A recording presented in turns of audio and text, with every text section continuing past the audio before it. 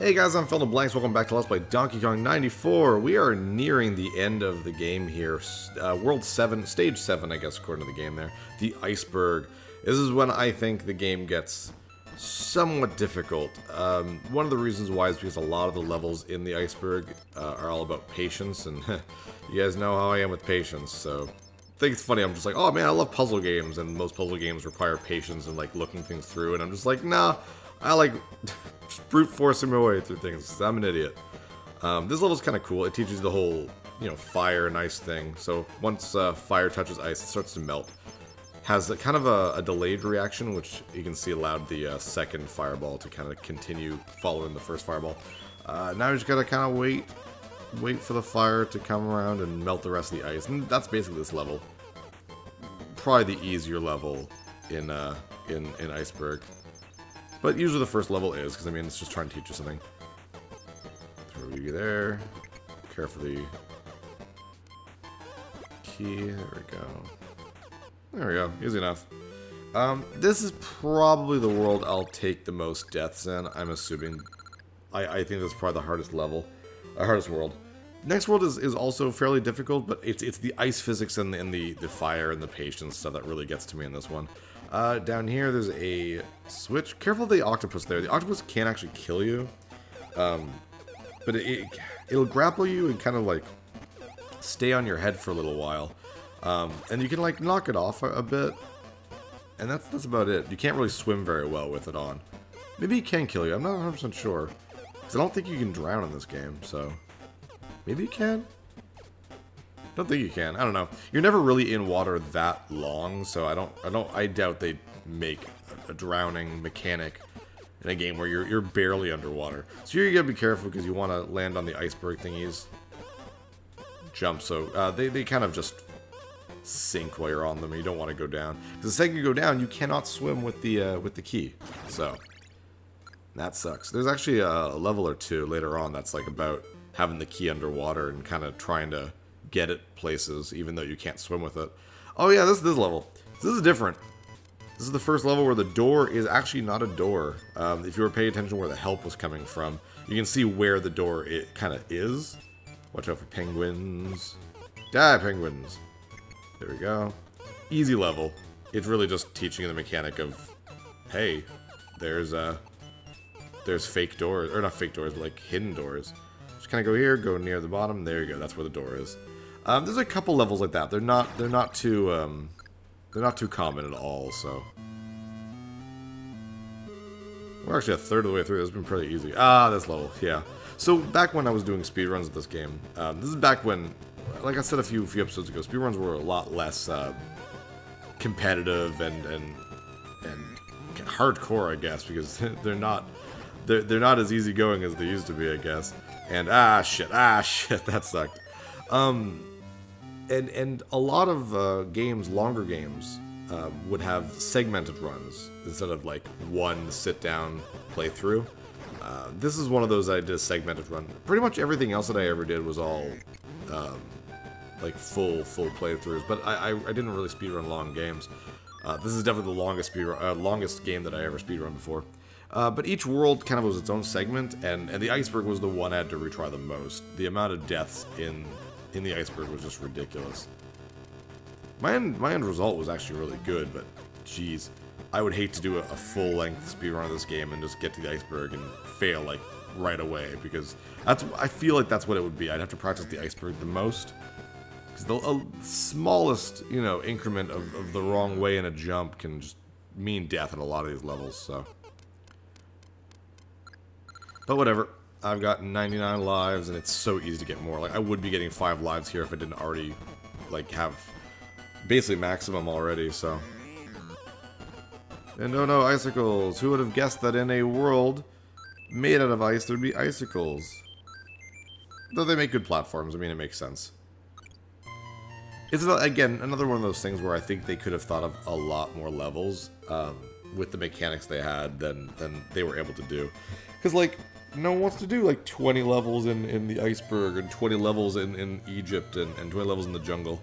So they did enough that they got what they wanted to out of each mechanic, but I really think they could have made a lot of levels. trying to think how many levels there were in Mario vs. Donkey Kong. I think there's like 8 worlds in that, and each world had, I believe, 8 levels. The game was technically shorter than this one, but like a lot of levels also had like a lot of levels were 2 levels in one. So when you get down to it, I think each world had like 16 levels, something like that. It's been a long time since I've played it. Maybe I'll play it for the channel. It won't be right now or anytime soon because I try not to do too much of the same franchise in a row.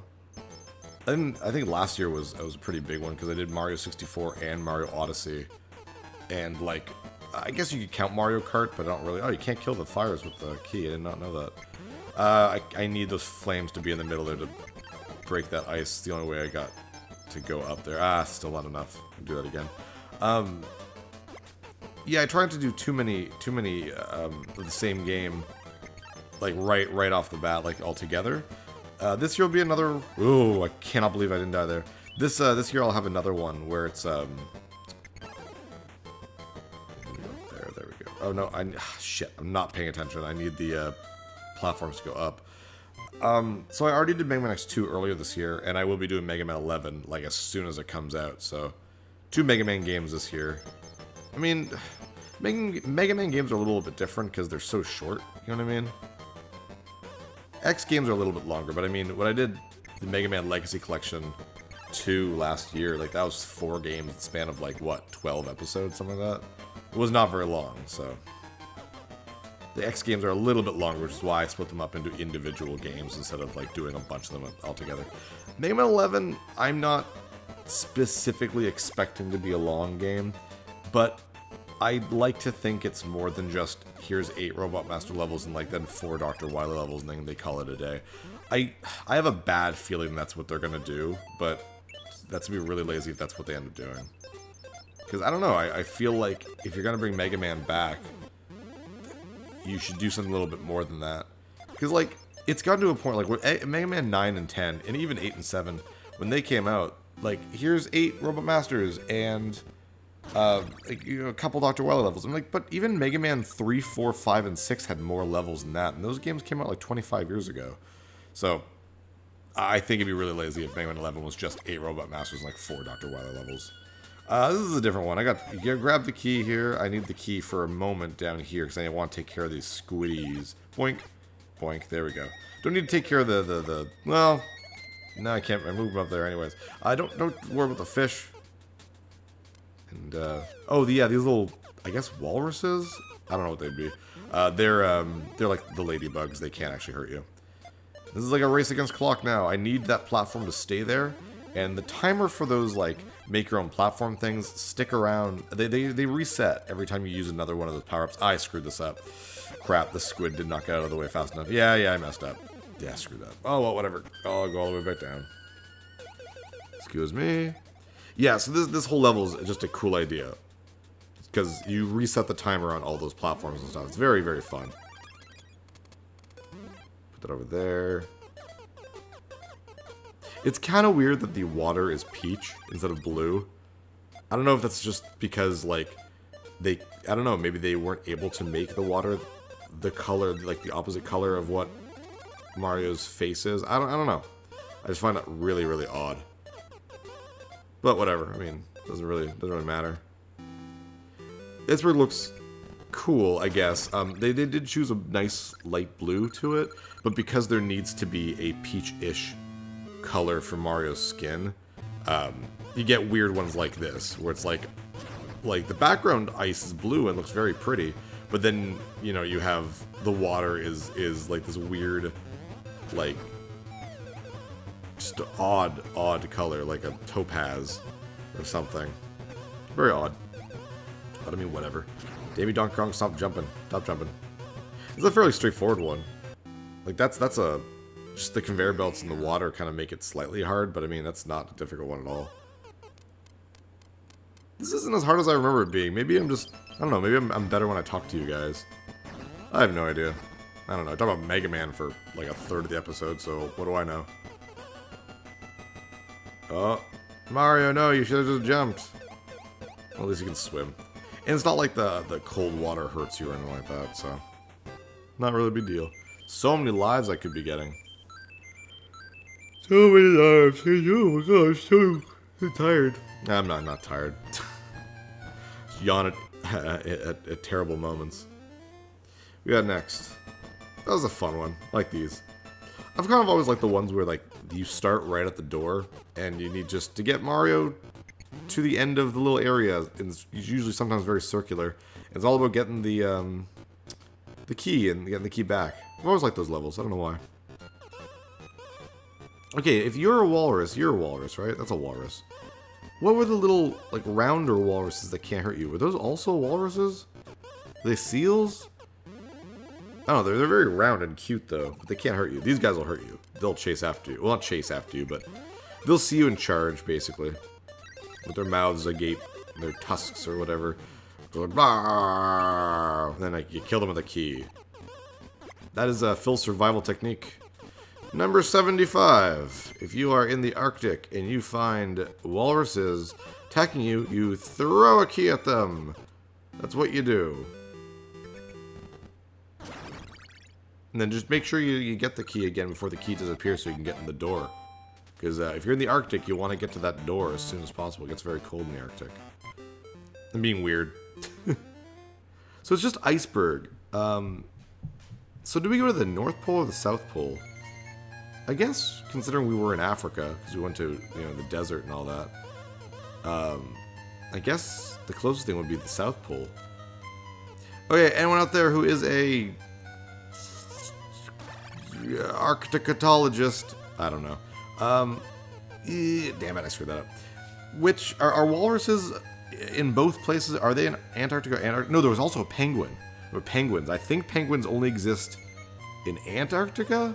I have no idea. Someone help me out here. I'm busy playing a video game, so I can't Wikipedia this myself. So I expect all the comments to tell me how right or wrong I am. And judging by the comments I usually get, it's all about how wrong I am, because that's how the comments go lately. I am really messing this up. So the whole point here is that you have to jump on the icicle as it's coming down so I can hang onto that ladder, but I'm really messing that up. Jeez, smoked on the head. This is another weird palette choice, purple. I do like how they change the colors slightly every so often. I was editing the jungle episode, and I was commenting about, oh, I like the green and stuff. I didn't even notice while I was playing, but each level has, like, not every level, but, like, each level would change the tint of the green a little bit. It was very interesting. There was some, like, dark foresty greens. There was some, like, almost like a lime green, and I feel that this level is doing it, too. Now we're at a purple, and there's a light blue one. I wouldn't be surprised if there's a dark blue one. I don't know, it's pretty cool. It seems that the only color that really sticks around is the peach, which sometimes gets a little bit darker. I know that the next world has a few darker levels. We're going to see a lot of red. Come on, there we go, nice. Sorry about that, jeez, that took a lot longer than I'd like it to.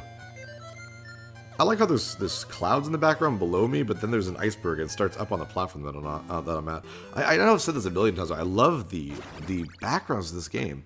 They're so simple. They are very simple. They only use one color each, but because of that, they blend in. Like, you don't notice them, and that's good. For a Game Boy game, it's all about clarity, and having that background like this one color, barely noticeable thing, I think is really well done. And, you know, playing this on the Super Game Boy or nowadays with, like, a backlit screen, it's cool to be able to, like, you really see the background a lot. Oh my god, that was close. You see the background, and it looks just very nice, I find. This is another one of those levels where if you were not paying attention to where the help bubbles were going, you're not going to know where to go. It's a very odd level, too. Because, like, not only do you need to know which of these squares is the door, but you need to, like, I messed this up.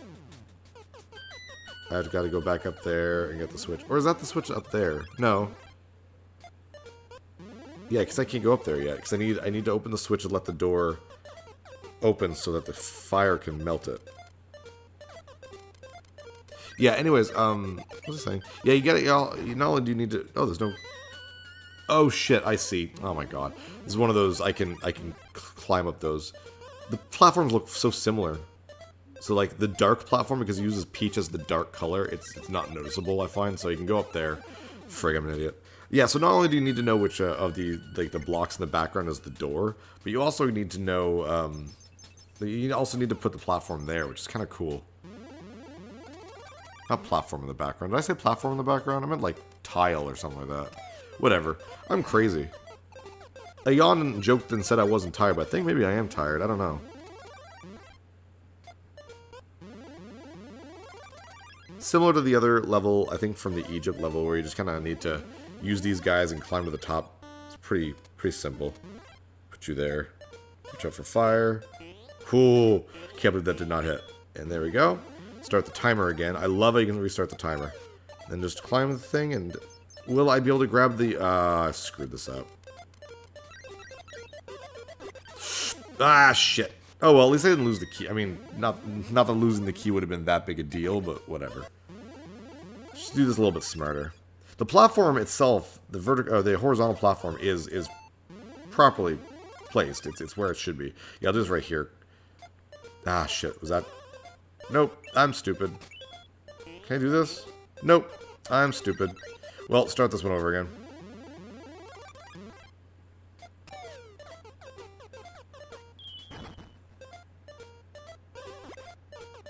Just gonna start all over again. There we go. Okay. Okay, good. And I can't see. There we go. Okay. The one problem is when you're setting the platforms, you actually can't see the background. There we go. And I'll just climb up right here. That's my big problem is like I got to start putting these platforms and whatnot closer to where I'm going to be, not make me walk around. Because the more distance Mario takes, the longer it's going to take to get to the key. Not very smart, Phil. That's it. That was Iceberg. Now we got friggin' Donkey Kong here. Easy. I find the fights with Donkey Kong are probably... I know it sounds weird because how much I like this game, and I like the idea that you fight Donkey Kong. I think the fights with Donkey Kong are the least impressive levels. They're probably the worst part of the game, because they're very similar. Like, the setups of the levels are very similar. It's just, he's in the center, and you just kind of make your way up. But that's about it. Like, they're all very easy. So, I don't know. I'm complaining about nothing, really. But, there we go. That was Iceberg.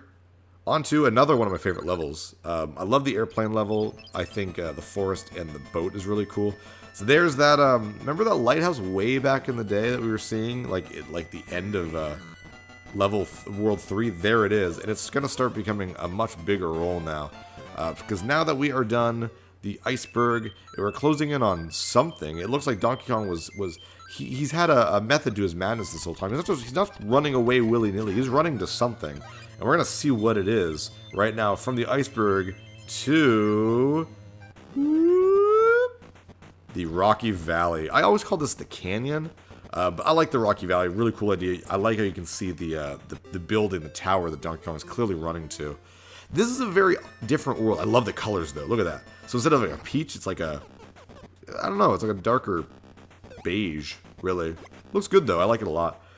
You get blue, stupid. You get the dark blue, and you really get the black mixing in with everything there. Why am I screwing up so badly? There we go.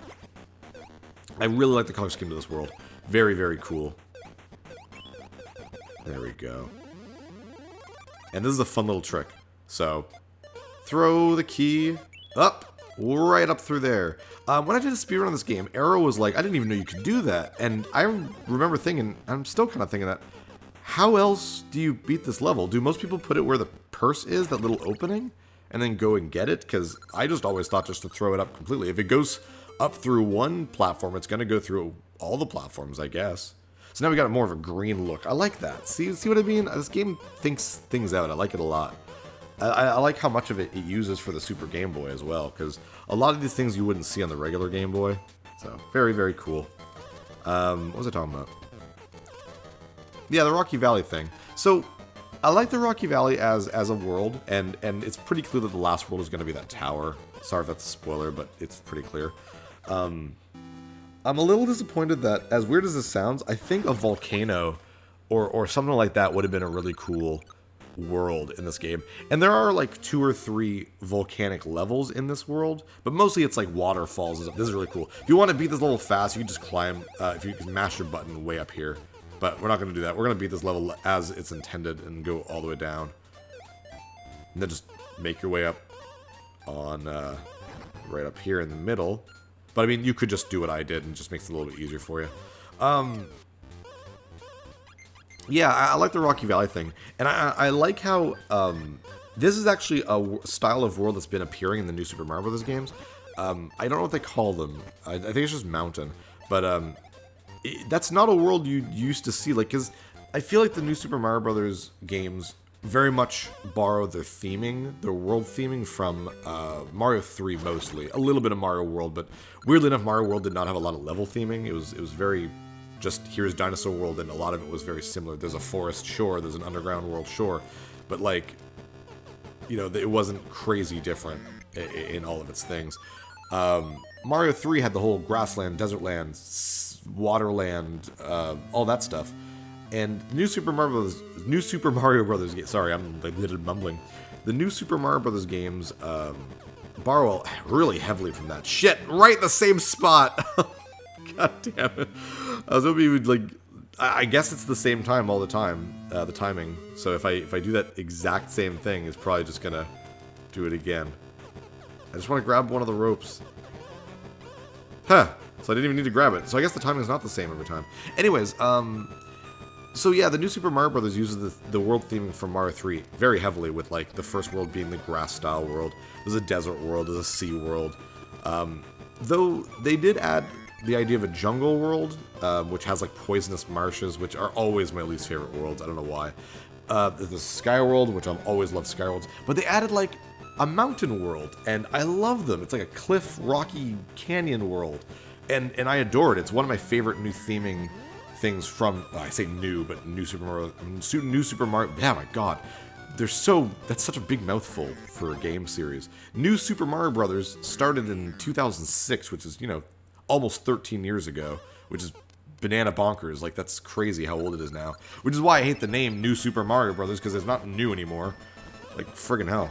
But yeah, I like how the Rocky Mountains or whatever, I like how they've added that as like a theming for 2D Mario games. So yeah, that was a weird rant on that. So anyways, guys, I'm Phil Blanks. We'll do more of Rocky Valley next time on Let's Play Donkey Kong 94. Take care, guys.